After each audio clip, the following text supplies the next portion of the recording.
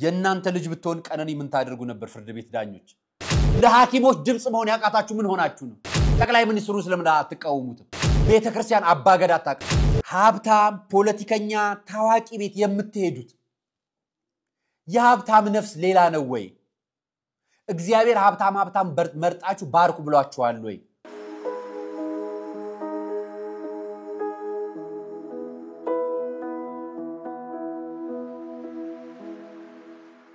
ሰላም ጤና ይስጥልኝ ውድ የቃል ቀርን ሚዲያ ቤተሰቦቻችን እንደምን አላችሁ? በእያላችሁበት ሰዓት አቆጣጠር እንዳላችሁበት ሁኔታ ሰላማችሁ ብዝት ይበል ማለት ፈልጋለሁ። ከሀገር ውስጥም ከውጭም ያላችሁ ታላቆችም ታናሾችም እንደየክብራችሁና እየደረጃችሁ መጠን ሰላማችሁ ይብዛ። እናንተም ሰላም ሁኑልኝ። የመረጃዎች ይዤላችኋለሁ። የአነጋጋሪው የቴዲ አፍሮ ጉዳይ ዛሬ ማህበራዊ ሚዲያ ላይ መጨቃጨቂያ መሆኑን ተከትሎ ከዛ በተጨማሪ ደግሞ የሚከበር ሙያ በኢትዮጵያ ውስጥ የትኛው ነው የሚለውን መረጃ ይዤላችኋለሁ። በነገራችን ላይ የአርቲስት የሞዴል ቀነኒ ጉዳይን የሚያስኩላችሁ መረጃ አለኝ። ከዛም በማስከተል ደግሞ ጠቅላይ ሚኒስትር አብይ አህመድ ምን እያደረጉ ነው? ይሄስ ከሆነ አዲስ አበባ ውስጥ የሚከሰተው ረብሻን ማን ነው የሚያስታግሰው? ይሄ ጉዳይ በጣም አደገኛ ጉዳይ እየደረሰ ነውና ምን ትላላችሁ የሚለውን መረጃውን ይዤላችኋለሁ። እዚህ ጉዳይ ቅድመ ዝግጅቶች ስለሚያስፈልጋቸው ማለት ነው። በሌላኛው በኩል በሀገራችን በጣም ጸያፉ ነገር የሚባለው ነገር የሃይማኖት ውንብድና ወይ ደግሞ የሃይማኖት አድማ ነው። የሃይማኖት አድማ ከክርስቶስ ወደ ጳጳስ አምልኮ ወደ ገቡትን እነማን እንደሆኑ አሳያችኋለሁ። እነዚህንም በተመለከተ ደግሞ የፕሮቴስታንት ወንድሞቻችን ወይም ደግሞ ወገኖቻችን የሆኑ የኢትዮጵያውያን የሆኑ ፕሮቴስታንት እምነት ተከታይ ነን የሚሉ ግለሰቦች ሰሞኑን ማህበራዊ ሚዲያ ላይ እየለቀቁት ያለ እጅግ በጣም ከነሱ እምነት ይወጣና እነሱን የማይወክል ነገር እየተላቀቁ ስለሆነ ስለሱ መረጃ ያስኩላችሁ ነገር አለኝ። በተጨማሪም በባለስልጣን ስር የተደበቁት ጳጳሳትን ይዤላችሁ መጥቻለሁ። ሌላኛው ደግሞ እውነተኛውን መረጃ ያስኩላችሁ አለኝ። አንድ ወጣት አምጥቼላችሁ ነበር እኛ ጋር ከዚህ በፊት ፈለገ ህይወትን በተመለከተ ስለሱ ማህበራዊ ሚዲያ ላይ ሰሞኑን እየተሰራጨ ያለው መረጃ ትንሽ የሚያወዛግብ ነውና ስለሱ ያስኩላችሁ መረጃ አለኝ። አብራችሁን ስትቆዩ ነው የምትሰሙታላችሁ። ቃል ቀርን ነው የምትከታተሉት። ሰብስክራይብ ላይክ ኤንድ ሼር እንድታደርጉ ተጋብዛችኋል። በዚሁ አጋጣሚ ታዲያ ቤት አልገዛችሁም አይደል? ቤት የላችሁ 30% ቅናሽ የተደረገለት ቅድመ የክፍያው 8% የሆነ 432,000 ብር ክፍያ የሚጠይቅ ለቡ አካባቢ መብራት ኃይል የሚገኝ እዚሁ አዲስ አበባ ውስጥ ላይ ዴምስ ሪል ስቴት የቤት ግዢ አዘጋጅቶላችኋል። እሱም በተመለከተ ከዚህ በፊት ማስረጃ ነግረናችኋል። ህጋዊ ያልሆነ ተቋምን ወደ እናንተ አናቀርብላችሁ። ህጋዊ የሆነ ተቋም ማለት መንግስት ያወቀው እውቅና ያለው ቤቱ የሚገነባ በአካል የምናውቀውና ሄደን ያየነውን ነው ማስረጃ ይዘንላችሁ የቀረብነው። እዚህ ቦታ ላይ ሄዳችሁ በራሳችሁ በኩል በተለይ ዲያስፖራና የውጭ ነዋሪ ከሆናችሁ ለቤተሰቦቻችሁ ለወገኖቻችሁ ቢሆን በተለያየ አቅም ወይ ደግሞ በልማትም በሌላም ምክንያት ለሚፈርስባችሁ ወገኖቻችሁ የራሳችሁን የሆነ አሻራ ልታሳርፉላችሁ ትችላላችሁና ቤቱን ገብታችሁ መግዛት ትችላላችሁ። እናንተም መስፈርቱ አጭርና ቀልጣፋ እንዲሆንላችሁ የቅናሽ ጊዜው ሳያመልጣችሁ ግቡ ማለት እንፈልጋለን። በተጨማሪም የሙታንሳ ማር ቅዱስ ሚካኤልን ገዳም ማስታወቂያ ተከታትለን በጋራ ማስታወቂያውን ተከታትለን ወደ ፕሮግራማችን እንገባለን። ከዲኤምሲ ቤት ለመግዛት ዛሬ ከነገ እያላችሁ የትላንት እድላችሁን ያልተጠቀማችሁ ሁሉ ታላቅ የምስራች አለን። አዎ ምስር ብሉ ለምትሉን ሁሉ የመጨረሻው ብሎክ ለሽያጭ ቀርቧል። ከብሎኮች ሁሉ ፊት ለፊት የከተማና ሂልሳይድ እይታ ያለውን ብሎክ ከባለ 1 እስከ ባለ 4 ክፍል መኝታ ቤቶችን በማይታመን ዋጋ ስናቀርብላችሁ ታላቅ ደስታ ይሰማናል። በካሬ 78,000 ብር ጀምሮ የ8% ቅድመ ክፍያና 60% የባንክ አማራጭ ተመቻችቷል። ዲኤምሲ ሪል ስቴት። አዎ አሁን ለነቃ ጊዜው አልረፈደም።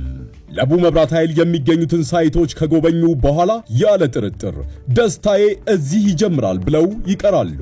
ለበለጠ መረጃ ከታች ባስቀመጥናቸው ስልክ ቁጥሮች ይደውሉ።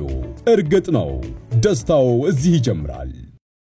የምስራች እንኳን ደስ ያለን።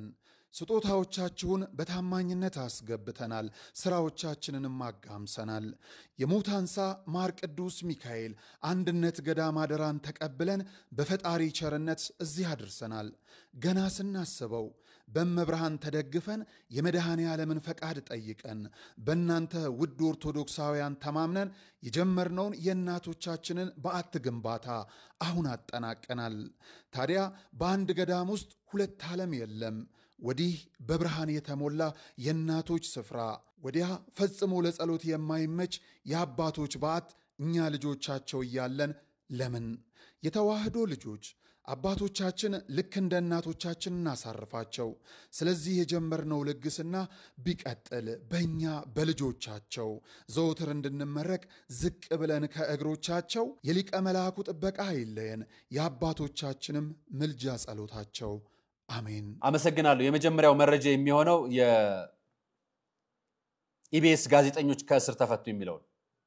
የኢቢኤስ ጋዜጠኞች እንዲህ በኋላ በመታየቱ መልክ ትላንትና ማምሻውን መረጃዎች ወጥተዋል። በሽብር ወንጀል ጉዳይ ተጠርጥረው የተያዙት የአራቱ የኢቢኤስ ጋዜጠኞች ከእስር ተለቀዋል። በእስር የተለቀቁት የዋስትና መብታቸው ተፈቅዶ ነው። አራቱ ናቸው በእስር ከተያዙት መካከል የኢቢኤስ ጋዜጠኞች የሆኑት 16 ተጠርጣሪዎች ሲሆኑ በሽብር ወንጀል ነው የተከሰሱት። ከዚህ መካከል የመንግስት ስራ አስፈጻሚ የሆኑ የወሳኝ ኩነት ላይ መታወቂያ የሰጡና ሌሎችም ግለሰቦች ይካተቱበታል። ይሄ ጉዳይ በአጀንዳነት ተይዞ የነበረው ካስታወሳችሁት ከወራቶች በፊት ወይ ደግሞ በጥቂት ወራት ውስጥ አንድ ወር ባልሞላው ጊዜ ውስጥ የነ ብርቱካንና ከብርቱካን ጋር ተያያዥ በሆነው አጀንዳ ጉዳይ ላይ የተያዙት የኢቢኤስ ጋዜጠኞች ናቸውና ከእስር በዋስትና እንደተለቀቀላቸው መብታቸው እንደተጠበቀ ፌደራል ፍርድ ቤቱ ትዕዛዝ መስጠቱን ነው መረጃው እየወጣ ያለው። ሌላኛው በነገራችን ላይ ብዙዎቹ ተናግራችሁ አታውቁም፣ ዝም ነው የምትሉት። ለምንድነው ዝም የምትሉት ትሉናላችሁ። እናንተ ከውስጥ እየላካችሁልን የእናንተ ልጅ ብትሆን ቀነኒ ምን ታደርጉ ነበር? ፍርድ ቤት ዳኞች፣ ፖሊሶች የእናንተ ልጅ ብትሆን ምን ታደርጓት ነበር? ይችልጅ በመቃብሯ ላይ እንደገና ስለሷ አጀንዳ ይዛችሁ ሬሳውን እንደገና ደጋግማችሁ ልጅ ትበድሏታላችሁ። ከሞተች በኋላ ወላጆቿን ትገድሏታላችሁ። ከሞተች በኋላ ለዚች ልጅ ባለቤቷ ተጠርጣሪ ሆነ አንዱዓለም ጎሳ አርቲስት አንዱዓለም ጎሳ ታስሯል። ሽማግሌ የተቀመጣችሁ በጣም ብዙ አርቲስቶች አላችሁ፣ ታዋቂ ግለሰቦች፣ ቲክታከሮች፣ ሽማግሌ ተብላችሁ የተቀመጣችሁ ግለሰቦች የናንተ ወንድም የናንተ እህቴን ተደርጋ ቢሆንስ ምን አይታችሁ ነው ቀነኒ ላይ ይሄን ያህል ፍርድ ዛሬም 10 ቀን ተራዘመባት? እኔ ነግራችኋለሁ። በፍርድ ቤት በቀረበች ቁጥር መረጃውን እያወዝኩላችሁ ወጣለሁ። ከራሷ ጋር ፎቶ የተነሳችሁ ግለሰቦች እሷን የምታቋት ስንት 25 ሚሊዮን ብር ነው ማህበራዊ ሚዲያ ላይ ሰማሁት። 25 ሚሊዮን ብር ለሞት ካሳ ክፍያ ተጠይቋል የሚል መረጃ ወጣ። መረጃው ማስረጃ ስለሌለው አላወራውላችሁም ያኔ። አሁንም ይሄ መረጃ ትክክል ነው ብዬ አልነግራችሁ። ነገር ግን ለአንዲት ልጅ ሞት 25 ሚሊዮን ብር ካሳ እንዲያቀርብ ሽማግሌ የቀረቡት ነውረኞች አሳፈሩኝ። እነዚህ ናቸው ማለት ነው ፍርዱን አሁንም እያስተጓጎሉት ማስረጃ ፖሊስ እንዳያገኝ እየጣሩ ያሉት። ይቅር ይበላችሁ። ባለቤቷም እሷም ይውላችሁ። ተጠርጥሮ የታሰረው ግን ባለቤቷ ነው። እኔ ወደ ዋናው ጉዳይ ልመጣላችሁ ነው። አንደኛው ጉዳይ ኢትዮጵያ ውስጥ ሙያተኛ የለም። በኢትዮጵያ እኔ በነበርኩበት ልጅነት የኔ ታላቆች በነበሩበት ልጅነት አሁንም የምናሳድጋቸው ልጆች ምን ብትሆኑ ይሻላችኋል ስንላቸው ዶክተር እንሆናለን ይሉን ነበር። እኛም ዶክተር እንዲሆኑ፣ ለሰው እንዲረዱ፣ ሰብአዊነት እንዲሰማቸው፣ ጠንካራ እንዲሆኑ እናሳስባቸው ነበር። የሰው ልጅ ጥንካሬ የምንለካው ሌላው ሰው በሚኖረው ሰብአዊ ማንነቱ ነው ብለን እናምናለን። እኛ የኢትዮጵያዊነት ስነ ልቦናችን ነው። ለዛም ጭምር ነው ልጆቻችን ዶክተር ቢሆኑ እንመርጠው፣ ከተሻለም ፓይለት እንዲሆኑ እንመርጣለን። አውሮፕላን ላይ የሚቀመጥ ሹፌር ማለት እኮ ዶክተር ግን የሰው ህይወትን የሚታደግ ነው፣ እንዳይሞት የሚታደግ እናት ከልጇ እንድትገናኝ ሳትሞት እናትና ልጅን በስነ ስርዓት አዋልዶ ለህይወት የሚያበቃ ነው። በጥይት የተመታን ወታደር አድኖ አክመው ቆሞ እንዲሄድ የሚያደርግ ነው። በህክምና ስቃይ ውስጥ በሚሰቃየው ሰው እለት 24 ሰዓት እየተከታተለ ህክምና እያደረገ መድኃኒት እየተከታተለ ስለሱ እየጠየቀ እየተጨነቀ የሚያድር ሐኪም ማለት ነው። እነዚህ ሐኪሞች አሁን በአደባባይ ላይ ሰላማዊ ሰልፍ ወጥተዋል። ተመልከቷቸው። 3 Enough is enough. 7 days left. የተማርነው ለባርነት አይደለም።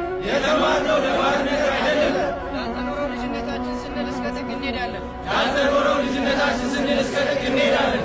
ህይወታችን ዋጋ አለው። እርካታ ቤት ኪራይ አይከፍልም። ዳቦ አይሆንም።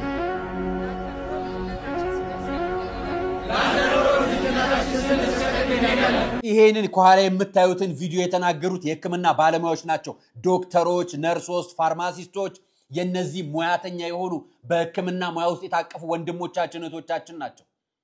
እነዚህ ልጆችን እርካታችሁ ደሞዛችሁ ነው ተብለው ነው የሚሰሩት። የነሱ እርካታ ቤት ኪራይ ከፍለላቸው፣ የነሱ እርካታ ደሞዝ አይሆናቸው፣ የነሱ እርካታ ስቃያቸውን አይመልስላቸው፣ ልጆቻቸውን አያሳድግላቸው። ህፃናት ልጆቻቸው ከሌሎች ልጆች ጋር ሲጫወቱ እነሱ የሚያገኙት ምግብና የሌሎች ሰዎች የሚያገኙት ምግብ አይወዳደርላቸው፣ ሸሚዝ አይቀይርላቸው። ሆስፒታል የሚያድር ሐኪም እንዳለ ሰምቻለሁ። ሆስፒታል የሚያድር የሚኖር ኢትዮጵያ ውስጥ እኛ ሕክምና ሳንቲም የምናገኝ ሰዎች ኖረን እነሱ ያከሙን ለራሳቸው መታከም የሌላቸው ሐኪሞች ነው ሰብስበን የተቀመጥነው። ሙያ አላከበርንም፣ እናፍራለን። ልናፍር ነው የምንገባው። ይሄን ፎቶዎች ተመልከቷቸው። ዛሬ 6ኛ ቀን ነው የቀረው። የሥራ ማቆም አድማ በአገር አቀፍ ደረጃ ጠይቀዋል።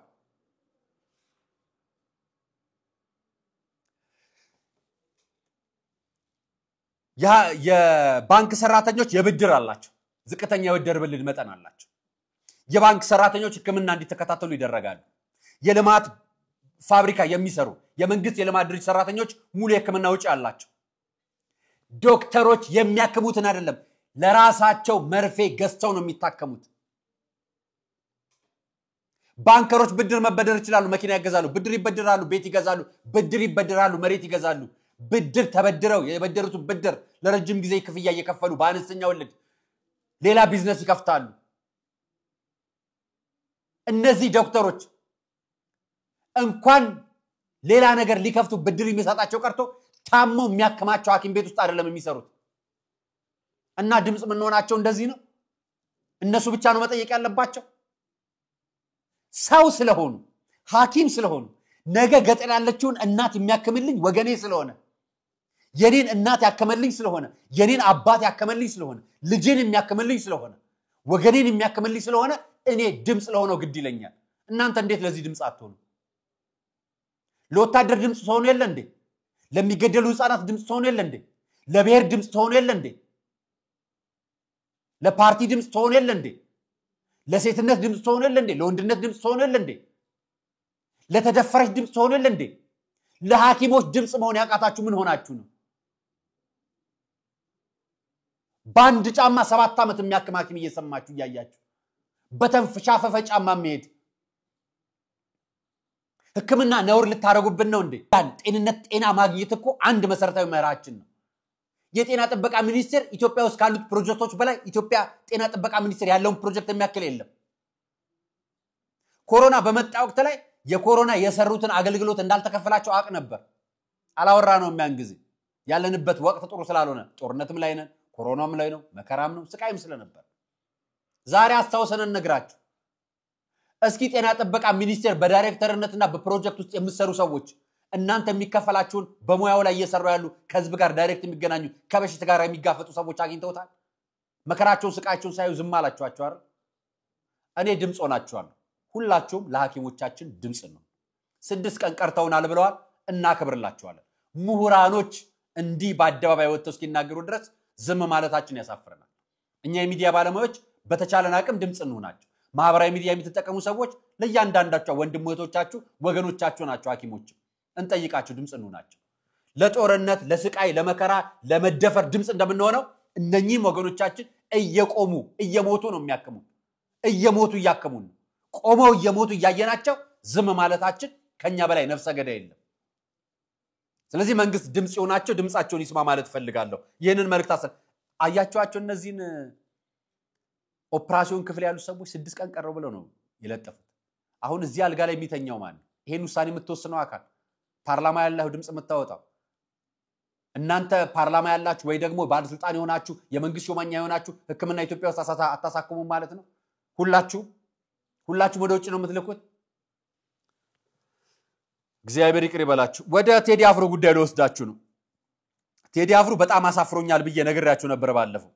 ያሳፈረኝ ማህበራዊ ሚዲያ ላይ እኔ አይደለም ያፈርኩበት፣ ያፈሩ ሰዎች ለጥፈውት ያየሁትን የነገርኳችሁ። በነገራችን ላይ ዘፈን አድናቂ አይደለም፣ አላቅ ሙባረክ ያሲን የሚባል ወንድማችን ሙስሊም ነው። ቴዲ አፍሮ በዘፈኖቹ የሚሰብከውና የሚተገበረው ሰማይና ምድር ልዩነት አለው። ቴዲ በተደጋጋሚ ጊዜ ፍቅርን ይሰብክልናል፣ ነገር ግን እስራኤል ይሄዳል፣ ገዳዮቹ ሀገር። አፈንዲቀ ሙቲ ኢትኖግራፈር የሐረር መስመር ሰው ነው፣ ጸሐፊ ነው፣ መጽሐፍ በጣም ይጽፋል፣ ጎበዝ ነው፣ ማህበራዊ ሚዲያ ላይ ዘጋቢ ነው፣ ሙስሊም ነው። ቴዲ አፍሮ እስራኤል ሄዶ ከጨካኞቹ ጋር ሊጨፍር ነው። ትውልደ ኢትዮጵያዊ ዘዊኬንድ ግን በእስራኤል ጭካኔ ለሚስቃዩት ፍልስጤማውያን $5 ሚሊዮን ሰጠ። ቴዲ የማይረባ መሃይም ነው። ሐውለት አህመድ ኢቲቪ ላይ ገብታ የሥራ ፈጠራ ውድድርን የምታወዳድር ሴት ነች። ጎበዝ ነች በሙያ። ድምፃዊ ቴዲ ካሳሁን ገርማሞ ቴዲ አፍሮ በጣም አዘንኩበት በእውነት። በሀገረ እስራኤል ለዚያው በዚህ ወቅት ኮንሰርት ሊያቀርብ እንደሆነ ሰማሁ፣ አዘንኩበት። በኮንሰርቱም ሆነ ህብረተሰብ ክፍል ሊያዝናና ነው የሚሄደው። መቼስ እርግጥ ነው ቴዲ ሙሉ ጊዜ ድምፃዊ ነው። የፓርት ታይም የሚሰራው ስራ አይደለም። ሙዚቀኝነት ስራው ነው፣ እንጀራው ነው። አንደርስታንደብል አደረገዋል። በምንም መሰረት ግን በጥቂት ኪሎ ሜትሮች ርቀት ላይ ዓለም ካስነገደቻቸው አስከፊ ድርጊቶች በግንባር ቀደሞቹ የሚጠቀሰው ጋዛ እልቂት እየተፈጸመ ምናልባት እርሱ ኮንሰርት በሚያቀርብባት ሰዓትም በመቶዎች የሚቆጠሩ ህፃናት ሴቶች እየተጨፈጨፉ እንደሆነ እንዴት ከቴዲ አንደበት ግጥምና ዜማ ሲንቆረቆር ይቻለው? እሷ ነች። ይሄን ሁሉ የተቃወማችሁ ሰዎች ፋና፣ ኢቢሲ፣ ዋልታ ወይም የምታውቋቸው የመንግስት ሚዲያ የፌስቡክ ገጾች በሙሉ ይሄን እየዘገቡ ነው። ጠቅላይ ሚኒስትር አብይ አህመድ ዶክተር ከእስራኤል የውጭ ጉዳይ ሚኒስትር ጌዲዮን ካሳ ጋር ያደረጉት ውይይት ከዶክተር ጌዲዮን ጢሞቴዎስ ከእስራኤል አቻቸው ጋር ተወያዩ። ግለሰብና መንግስት ተቃውሞ ከሆነ ሐሳቡ ትክክል ከሆነ እኩል ነው መቃወም። ለምን ነው የምትለዩት? ለምን ነው ሐሳባችሁ የሚለያየው? ቴዲ ካሳው ወታደሮችን አይዟችሁ በርቱ ጀግኑ ሊላቸው ነው እንደሚሄደው። ጀግኑ ጦራችሁ ይክፋል ሊላቸው ነው እንደሚሄደው። እዛ የሚገኙ ኢትዮጵያውያንን ሙዚቃ ሊያቀርብላቸው ነው የሚሄደው። ሙዚቃ ጥሩ ነው ብዬ ባልመክራችሁ፣ ደስ ይላል ብዬ ባልነግራችሁ፣ የተቃውሞ እሳቤው ግን ትክክል እንዳልሆነ ልነግራችሁ ነው የፈለኩት። እሳቤው ነው ትክክል ያልሆነ። ታዲያ እዚህ መጥቶ የለ እንደ እስራኤሉ የውጭ ጉዳይ ሚኒስትር ለምን ማትጮሁት? ለምንድነው ማህበራዊ ሚዲያ ላይ ያልጮሃችሁት? ጠቅላይ ሚኒስትሩን ስለምን አትቃወሙትም? ለምንድነው ዶክተር ጌዲዮን ጢሞቴዎስን ያልተቃወማችሁት? የውጭ ጉዳይ ሚኒስትሩ ለምን አትቃወሟቸው? ግለሰብ ቴዲ ላይ ማህበራዊ ሚዲያ ዘመቻ የከፈታችሁ ታዋቂ ግለሰቦች ለምን አልጮሃችሁ? ምንድነው ጉዳዩ?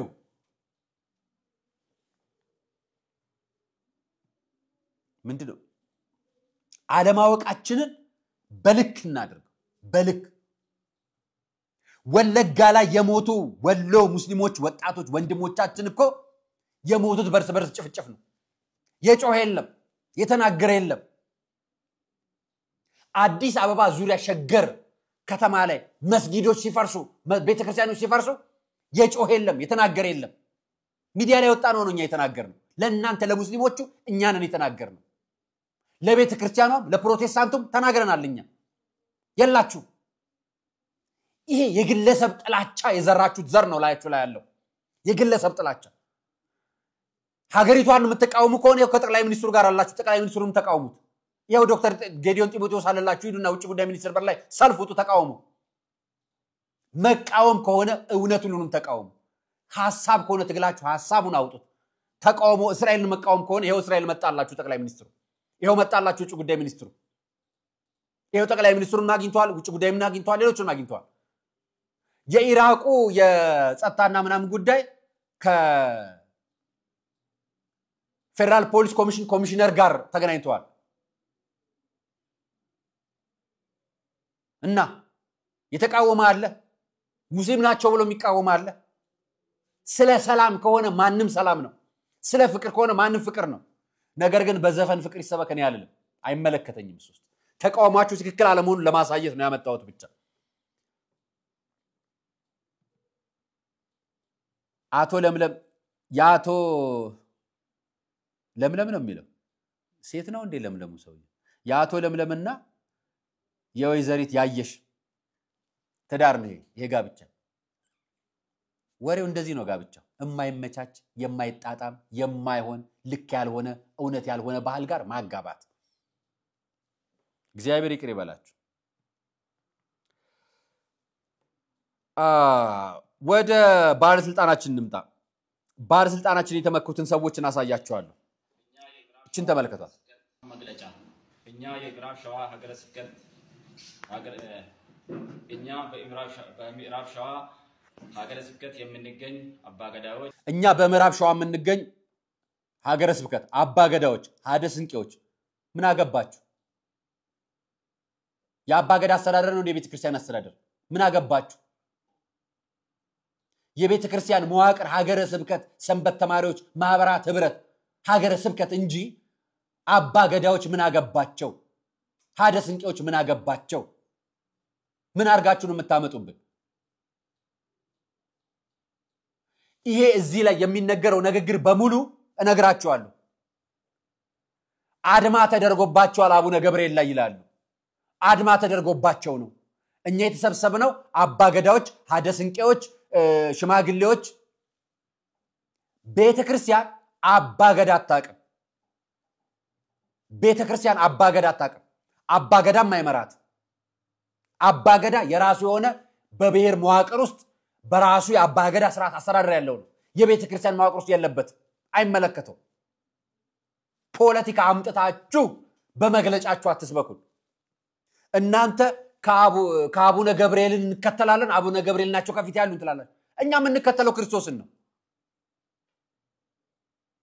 አቡነ አብርሃምን አልከተልም እኔ ብፁዕ አባቴ ናቸው አከብራቸዋለሁ እምነት እንዲያስጠብቁልኝ አባትነታቸውን አከብራለሁ እማመልከውና የምከተለው ግን ክርስቶስን ነው እማመልከው ግን እግዚአብሔር ነው እንከተላለን ትላላችሁ አድማ ተጣራላችሁ ሰልፍ ተጣራላችሁ የምላስ ሰይፍ ተመዛላችሁ ቢቻላችሁ ነው እኮ የሆነ ስንቅ ትጥቅት ይዙ ነበር ምን ያህል ጥቅም ብታገኙ ነው እናንተ እኮ እዛ አምቦ ያሉትን ነዋሪ አማኝ ኦርቶዶክሳውያንን አትወክሉ እናንተ ሰንበት ተማሪ ነን ማህበራት ነን ያላችሁ አባገዳ ነን ያላችሁ አይመለከታችሁ አትወክሉ እዛ ያለች አንዲት ደሃ ነፍስ መከራዋን የምታይ ስቃዋን የምታይ አንዲት እኛ እነማንን ተበክተውሳቸው እንደሚመላለሱ ላሳያችሁ እሳቸው ነው ያቸው እናንተ ዞሩ የት እንዳሉ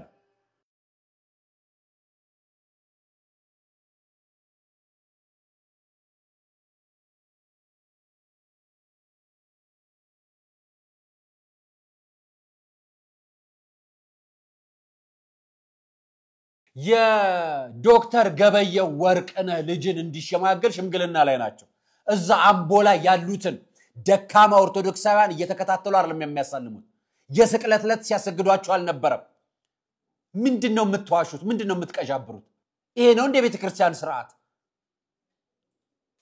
እሳቸው ማንን ተመክተው ነው ባለስልጣን እንደ የኢትዮጵያን ካጣው የምስራቅ አፍሪካውን ባለስልጣን ልከተል ብለው ከስር እያሉ ነው ድግስ ቤት ለድግስ ቤት እየተመላለሱ ነው አምቦ ላይ ኦርቶዶክስ የሆነ ነብይ የለም አምቦ ላይ የታመመ ሆስፒታል የተኛ ሰው የለም አምቦ ላይ ምእመን የለም ያው በህማማት ወቅት እንደዚህ የሚሰሩት እሳቸው የተናገሩት ክርስቶስ ቤዛ ነው ስላሉ አይደል እኛ ክርስቶስ ቤዛችን ነው አው ነው እኛ መቤታችን ቅድስተ ቅዱሳን ድንግል ማርያም ቤዛ አትባልም ያሉትን ነው ኑፋቄ ያልነው ከሱጭ የተረጎመባቸው ታሪክ የለም እምትሰሙት አማርኛ መሰለኝ የምንናገረው እናንተም በአማርኛ ስለሆነ መግለጫችሁ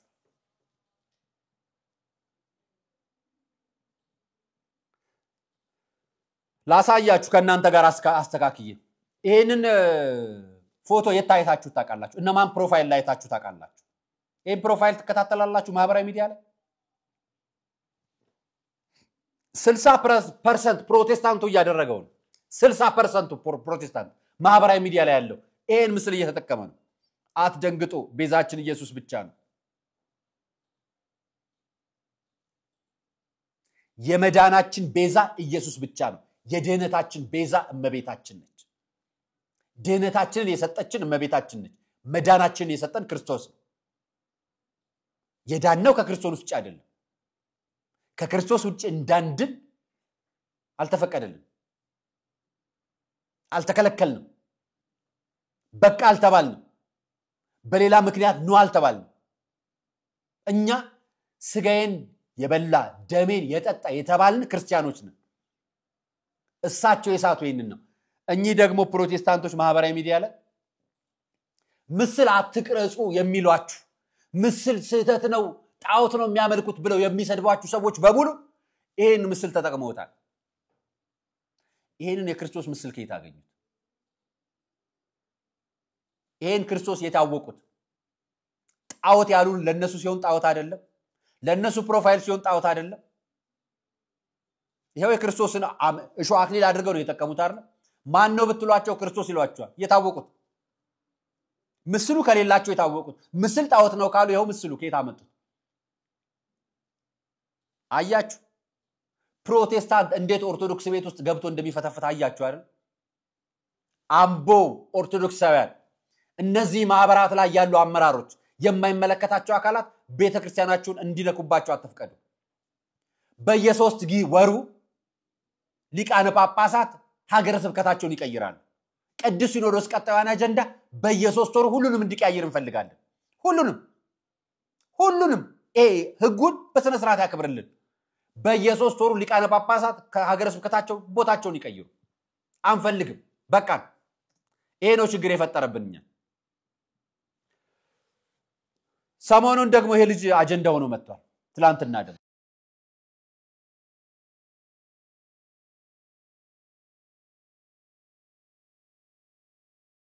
ፈለገ ህይወት ዲያቆን ፈለገ ህይወት አትናቴዎስ ፈለገ አትናቴዎስ የተገኘው የቲክታከሯ ፊዮና የምትባል ልደት ላይ ነው አቡነ ገብርኤልን የማይወቅሱት ሰዎች ፈለገን ይወቅሱታል አቡነ ገብርኤል የሄዱበት ሰርግና ያወገዙትን ስህተት ሐሰት አስተምሮ የማያወግዙት ፈለገን ሲወቅሱትና ሲሰድቡት ታያላችሁ ፈለገን የምታዩት ከሆነ ማህበራዊ ሚዲያ ላይ ስህተት ከሆነበት ቦታ ሁሉንም ሊያወጣ ነው ሲሰብካቸው የምታዩት እኔ ግን ከፈለገ በላይ አንድ ነገር ላሳያችሁ ይቺ ልጅ እንዲህ አይነት ነገር ከማሳየቷ በፊት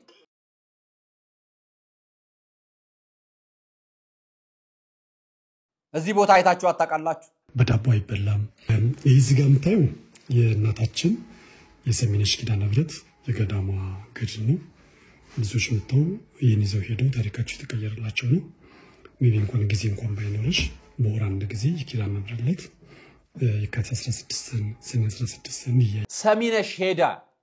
ሰሚነሽ ኪዳነ ምህረት ሄዳ በማህበራዊ ትዝገጿ እንደው ሰሚነሽን አግዙ ብላ የሰራችበት ከወንድ ልጁ ከዚህኛው ልጅ ወጣቱ ልጅ ጋር አብራ የሰራችበት ፕሮግራም ይቺ ልጅ ይሄን ከሰራች እነፈለገን ካገኘች ወደ ክርስትናዋ ትመለሳለች ብላችሁ ጠብቃችሁ ነበር ከሆነ ሰየው ደስ ይለናል ግላዊ ኃጢያቷ ነው ግላዊ መዳኗ ነው ምንም ግለሰብ ጋር ማንንም ግለሰብ እኔ በግሌ ለምሰራው ኃጢያት እኔ ነኝ ተጠያቂ እናንተ ተጠያቂ ልትሆኑ አትችሉ ምክንያት ግን እንድትሆኑ እንደሆናችሁ አላበረታታ እናንተም አታበረታቱ ስለዚህ እቺ ልጅ ከዛ በኋላ ይሄንን ቪዲዮ ለቃ ማህበራዊ ሚዲያ ላይ ተሰርቶባት አይቻለሁ ቪዲዮ ሰሜንሹ በኋላ ይሄንን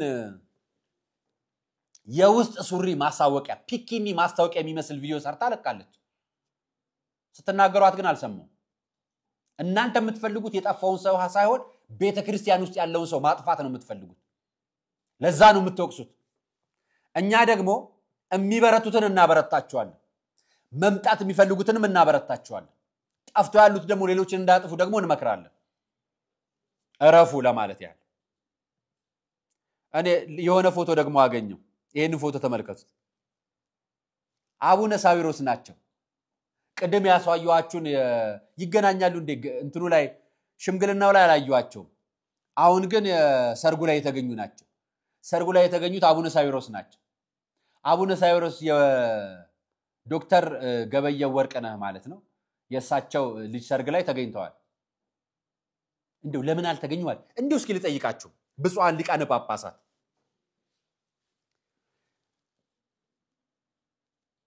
ሀብታም ፖለቲከኛ ታዋቂ ቤት የምትሄዱት የሀብታም ነፍስ ሌላ ነው ወይ እግዚአብሔር ሀብታም መርጣችሁ ባርኩ ብሏችኋል ወይ ሌሎች ቦታዎች ስትሄዱ ለምን ነው የማትታዩት ለምን ነው የምትደበቁት ለምንድን ነው ካሜራ ስማያገኛችሁ ሚስታችሁ ስለሌላችሁ እኮ ነው ስላልተገኛችሁ እኮ ነው እናንተ የተክሊልና የቁርባን ሰርግ ያልሆነበት ቦታ ስትገኙ እኮ እኛ እናፍርባችኋለን።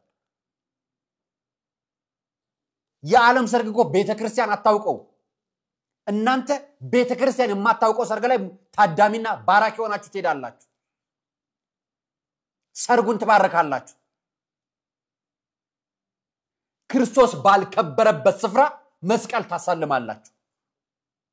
ክርስቶስ የሚከብርበት እኮ ትላንትና ሳይቻችኋለሁ፣ ከትላንት ወዲያ ማሳይቻችኋለሁ፣ ነገም ማሳያችኋለሁ። በቤተ መቅደስ የሚመላለሰው ወጣት በስቷል። በተክሊል የሚጋባ ወጣት በስቷል። በቁርባን የሚጋባ ወጣት በስቷል። እናንተ ያላችሁት ዛሬም አዳራሽ ውስጥ ነው።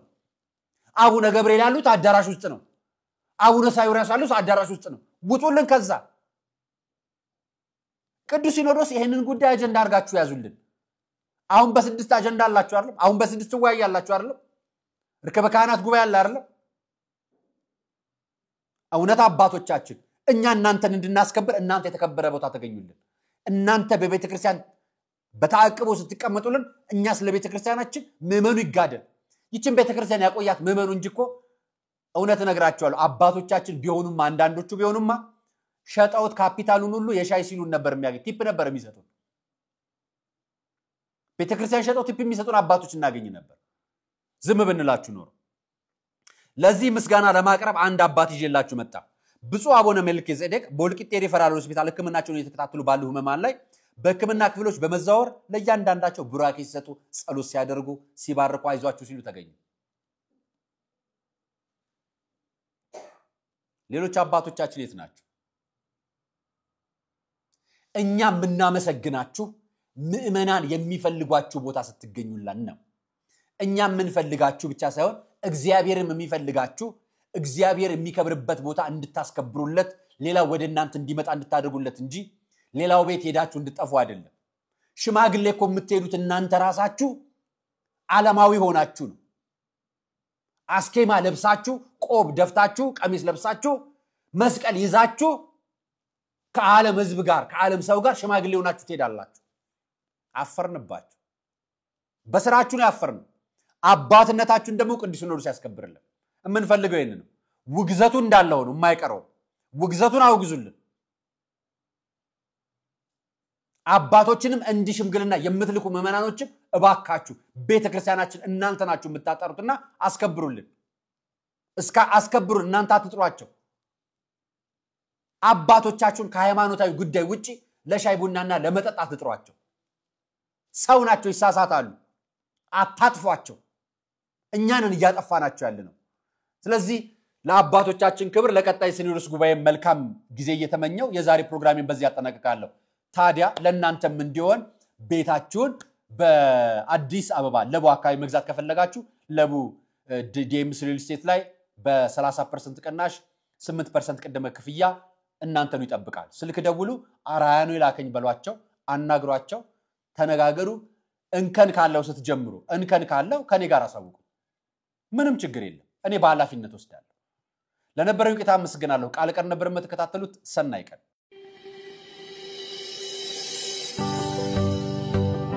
ከዲኤምሲ ቤት ለመግዛት ዛሬ ከነገ እያላችሁ የትላንት እድላችሁን ያልተጠቀማችሁ ሁሉ ታላቅ የምስራች አለን። አዎ ምስር ብሉ ለምትሉን ሁሉ የመጨረሻው ብሎክ ለሽያጭ ቀርቧል። ከብሎኮች ሁሉ ፊት ለፊት የከተማና ሂልሳይድ እይታ ያለውን ብሎክ ከባለ 1 እስከ ባለ 4 ክፍል መኝታ ቤቶችን በማይታመን ዋጋ ስናቀርብላችሁ ታላቅ ደስታ ይሰማናል። በካሬ 78000 ብር ጀምሮ የ8% ቅድመ ክፍያና 60% የባንክ አማራጭ ተመቻችቷል። ዲኤምሲ ሪል ስቴት። አዎ አሁን ለነቃ ጊዜው አልረፈደም። ለቡ መብራት ኃይል የሚገኙትን ሳይቶች ከጎበኙ በኋላ ያለ ጥርጥር ደስታዬ እዚህ ይጀምራል ብለው ይቀራሉ። ለበለጠ መረጃ ከታች ባስቀመጥናቸው ስልክ ቁጥሮች ይደውሉ። እርግጥ ነው ደስታው እዚህ ይጀምራል። የምስራች! እንኳን ደስ ያለን።